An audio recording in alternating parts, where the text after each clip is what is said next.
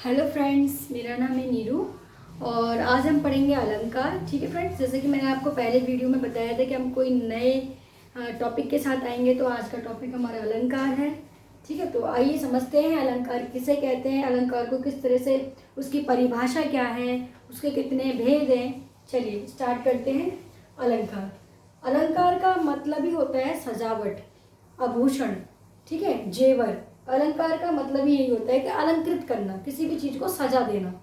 ठीक है, तो अलंकार की परिभाषा दी है यहाँ पर कि अलंकार का शाब्दिक अर्थ होता है आभूषण। अलंकार का शाब्दिक अर्थ होता है आभूषण। आभूषण का मतलब ज्वेलरी कहते हैं आप इंग्लिश में, और हिंदी में जेवर कहते हैं। ठीक है, तो इसका मतलब होता है आभूषण।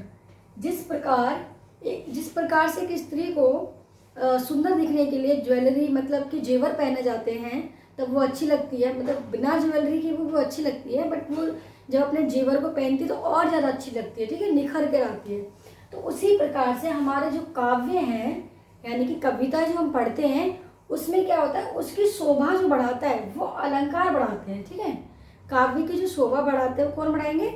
अलंकार। जैसे कि आपको ये पहले ही बता दें कि उदाहरण लिया है कि जिस प्रकार स्त्री की शोभा उसके जेवर से होती है, उसी प्रकार काव्य की शोभा उसके अलंकार से होती है। ठीक है फ्रेंड्स, अब हम समझेंगे कि अलंकार के कितने भेद होते हैं। तो अलंकार के जो भेद होते हैं वो दो होते हैं। एक होता है शब्द के आधार पर और दूसरा होता है अर्थ के आधार पर। ठीक है, और शब्द के आधार पर कितने भेद होते हैं ये भी हम पढ़ेंगे।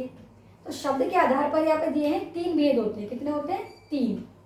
पहला है अनुप्रास अलंकार, दूसरा है यमक अलंकार, तीसरा है श्लेष अलंकार।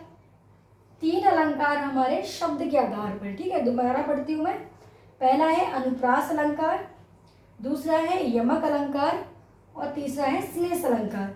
कभी कभी क्वेश्चन ये बनता है कि शब्द के आधार पर जो अलंकार है उसकी पहचान कीजिए। आपको इनमें से एक अलंकार आपको शब्द अलंकार देगा, बाकी क्या करेगा वो अर्थ में से दे देगा। तो आपको पहचानना बहुत जरूरी है कि जो अनुप्रास अलंकार है वो शब्द अलंकार का ही भेद है, यमक अलंकार है वो भी शब्द अलंकार का ही भेद है, और श्लेष अलंकार भी शब्द अलंकार का ही भेद है। ठीक है, तो आपको कभी कभी क्या करता है, कंफ्यूज करने के लिए वो दे देता है कि 4 ऑप्शन इसमें, 3 ऑप्शन इसमें से देता है और एक ये देगा, तो आपको इसको पहचानना होगा। उसी प्रकार से यहाँ पर दिया है अर्थ के आधार पर भेद। फ्रेंड्स, ये वैसे तो 3 बताए गए अलंकार के जो भेद है, पर उपमेय अलंकार मैंने इसलिए नहीं बताया कि वो आपके पाठ्यक्रम में नहीं होता है और नहीं पूछा ही जाता इतना। ठीक है, तो अर्थ के आधार पर भेद दिया है। पहला है हमारा उपमा अलंकार, दूसरा है हमारा रूपक अलंकार, तीसरा है उत्प्रेक्षा अलंकार और चौथा है मानवीय कर्ण अलंकार और 5वां है अतिशयोक्ति अलंकार।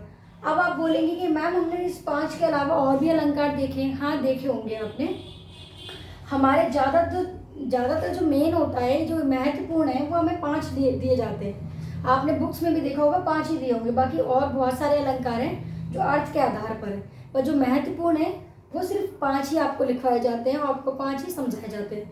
बाकी डिटेल में अगर आप देखते हो तो इसके अलावा भी और भी अलंकार के भेद होते हैं। ठीक है फ्रेंड्स, तो ये अर्थ के आधार पर हमारे 5 भेद हो गए और शब्द के आधार पर हमारे 3 भेद हो गए।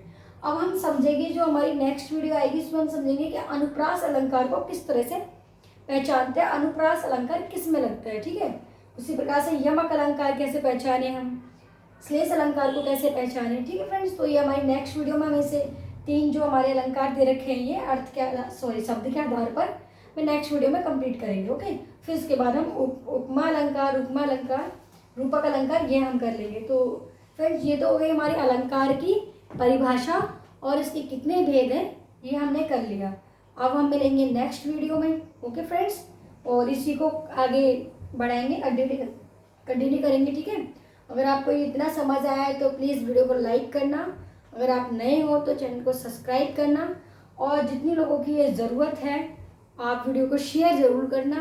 क्योंकि देखो, ग्रामर जो होती है, हिंदी व्याकरण जो है, हिंदी की ग्रामर हो गई या इंग्लिश ग्रामर हो गई, जो भी है, ग्रामर आपकी हर एग्ज़ाम में आती है। ऐसे तो बहुत कम एग्ज़ाम, शायद मैंने तो नहीं देखा, पर जितना एग्ज़ाम है उसमें हिंदी ग्रामर और इंग्लिश ग्रामर से क्वेश्चन आते ही आते हैं, भले ही वो 2 या 4 क्वेश्चन आ जाए या कहीं कहीं पर ज़्यादा भी होता है। ठीक है, तो ग्रामर हर जगह पर आती है। आपके स्कूल से लेके आपके कॉम्पिटेटिव एग्जाम जितने होते हैं सब में ग्रामर आते हैं, तो ये आपके लिए ज़रूरी है। ठीक है फ्रेंड्स, तो अब हम मिलेंगे नेक्स्ट वीडियो में, जब तक के लिए बाय।